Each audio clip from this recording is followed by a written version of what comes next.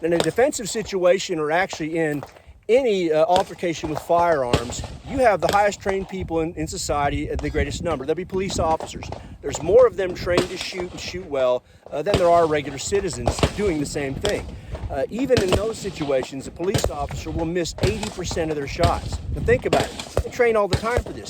They're going to miss 80% of the shots in a crisis situation. You've got adrenaline pumping, your heart's pounding, and you're excited. Obviously, your hands are going to be shaking. You're not going to be thinking clearly. So that, I think, is the reason why you see so many officers do a mag dump. But they understand this.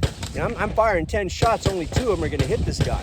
They do not want to die. So that, I think, is why and what drives and motivates police officers to do the mag dump. God, I wish they were all like Kyle Rittenhouse.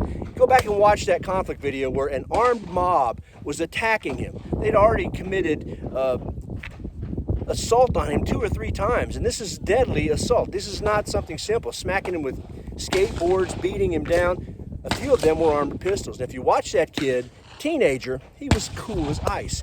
In the video where he was knocked to the ground, and the first time he had to use his defensive rifle, he fired 1 shot at the assailant who would not give up his assail. That guy went down. And the second time, it was the guy with a pistol, whom Kyle had a bead on him and didn't pull the trigger, didn't do a mag dump. He was just basically letting the individual know that I am armed and I will continue to assault you if you continue to assault me. Then that individual raised his pistol up, and Kyle blew his bicep off. 1 shot. Once again, you give liberals everything they want. Why can't they use non-lethal? Why can't they shoot the pistol out of his hand? Well, he did that. You saw what they did to him. They don't care. They want you disarmed, all right? So forward to this now. In training, I like to practice double taps all the time, because in a crisis situation, the thing that gets most people killed is freezing up. You're drawing a weapon on a person, and that's in the mind, okay? You're about to use lethal force on someone. So many people, the first time they'll draw it, will freeze up. The first shot will not come out, they get killed. So if you're practicing double taps, it's a muscle memory thing. You'll draw your weapon up, and your first shot comes out of the weapon before you even think about it, because your mind is only thinking about how fast can I get that second shot out. So all you're thinking about is first shot out, how fast I get the second shot out.